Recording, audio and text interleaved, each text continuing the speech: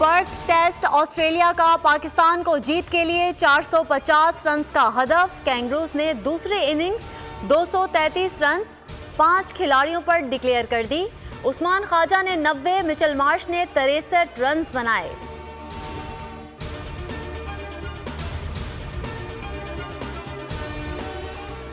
Pakistan women's cricket team Christchurch पहुंच गई। 2 घंटे की ट्रेनिंग में बैटिंग, बॉलिंग और फील्डिंग सेशंस। पाक न्यूजीलैंड वनडे सीरीज का तीसरा और आखिरी मैच कल खेला जाएगा। मेजबान टीम को 2-0 की बढ़तरी हासिल है।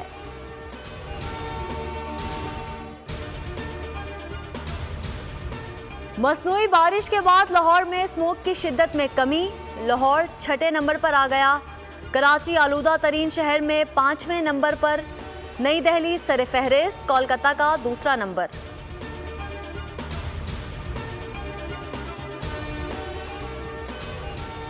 इस्लामाबाद के थाना रमना की हुदूद में डाकुओं की फायरिंग।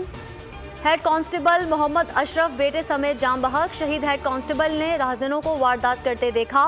पकड़ने की कोशिश की तो मुल्जिमान ने फायरिंग कर दी।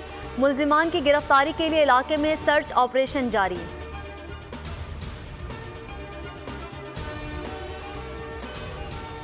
सरगोदा की तहसील सलानेवाली में शदीद धुंध के बाइस हादसा।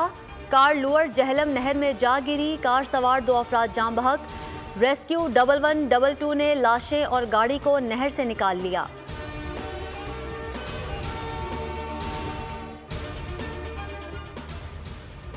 कराची में अफसोसनाक वाकया। बल्दिया गुलशन गाजी में तेज रफ्तार वाटर टैंकर घर में घुस गया। हादसे में एक शख्स जाम बहक, 3 जख्मी।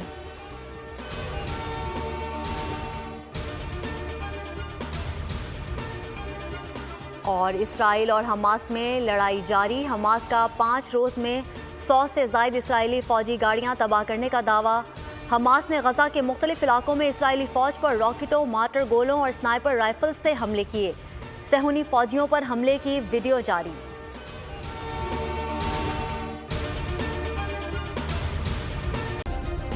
सब्सक्राइब करें और बेल दबाएं ताकि कोई खबर रह न जाए।